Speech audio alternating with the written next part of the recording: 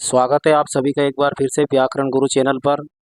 सबसे पहले तो आप सभी को सनातन धर्म के हिंदू नव वर्ष की और नवरात्रि की आप सभी को शुभकामनाएं। और नवीन शैक्षणिक सत्र के साथ ही हम फिर से शुरू करते हैं हमारी पढ़ाई का अगला चरण। तो हमने पिछले वीडियो में समास की शुरुआत की थी और समास के हमने भेद तक वहाँ पर हमने देख लिया था। आज का हमारा जो प्रथम समास है वो है अव्ययी भाव समास। अव्ययी भाव समास क्या कहता है, इसकी परिभाषा देखते हैं। सबसे पहले ऐसा समास जिसका प्रथम पद प्रधान एवं दूसरा पद गौण होता है अव्ययी भाव समास कहलाता है। अव्ययी भाव समास में अव्यय का अर्थ है परिवर्तित ना होने वाला। अव्यय अर्थात जिसका व्यय ना हो सके, अर्थात जो परिवर्तित ना हो सके वही अव्यय होता है। एक लाइन और है, अव्ययी भाव समास का उदाहरण वाक्य में क्रिया विशेषण की तरह कार्य करता है। जैसे उदाहरण देखते हैं हम, क्रिया विशेषण की तरह कैसे कार्य करता है। सैनिक निडर होकर लड़ा। तो यहाँ पर जो ये निडर है, ये निडर शब्द क्रिया विशेषण है इसमें। उसने भरपेट खाया, तो यहाँ पर जो भरपेट शब्द है इसमें वह क्रिया विशेषण है। देखते हैं अव्ययी भाव समास। तो अव्ययी भाव समास के दो भेद है। अव्ययी भाव समास के भी दो भेद माने गए हैं। एक होता है नामपद पूर्व अव्ययी भाव समास, दूसरा होता है अव्यय पद पूर्व अव्ययी भाव समास। पहचान इसकी क्या है?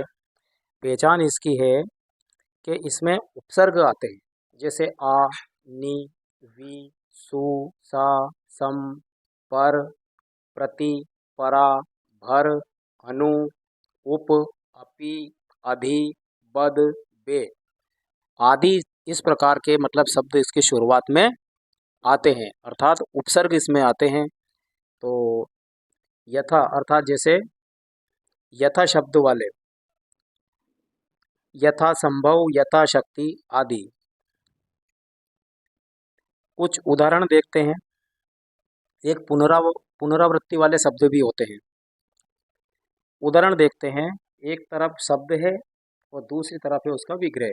तो अव्ययी भाव समास में हम उदाहरण देखते हैं, आजीवन। आजीवन इसका समास विग्रह होगा जीवन भर। आमरण, आमरण इसमें आ और आ ये क्या है, इसमें उपसर्ग है। आमरण यानी मृत्यु तक। आकंठ यानी कंठ तक। सपरिवार, तो इसमें परिवार में स उपसर्ग लगा हुआ है, तो सपरिवार यानी परिवार सहित। निडर इसमें नि उपसर्ग है यानी बिना डर का या बिना डर के। भरपेट यानी पेट भरकर। बेईमान यानी बिना ईमान के।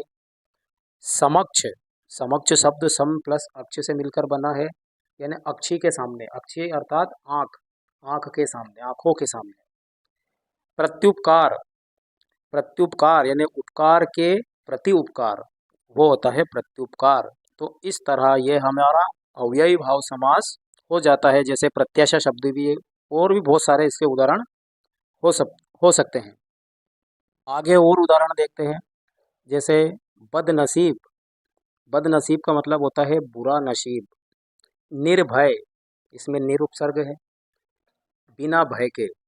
यथा संभव यानी जितना संभव हो। यथा क्रम, क्रम के अनुसार।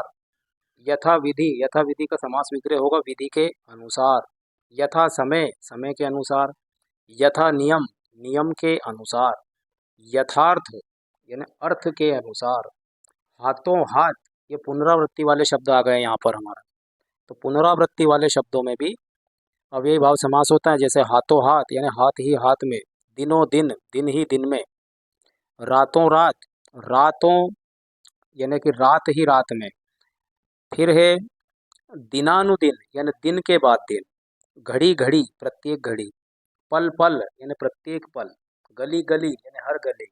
साफ साफ यानी स्पष्ट रूप से। धड़ा धड़ यानी धड़ के बाद धड़। तो ये हमारे उदाहरण हो जाते हैं। आपकी परीक्षाओं में उदाहरण भी इससे बाहर कहीं भी जाने वाले नहीं हैं। तो आज हमने अव्ययी भाव समास देखा। हम जल्द ही अगला समास लेकर फिर आएंगे। तब तक के लिए नमस्कार।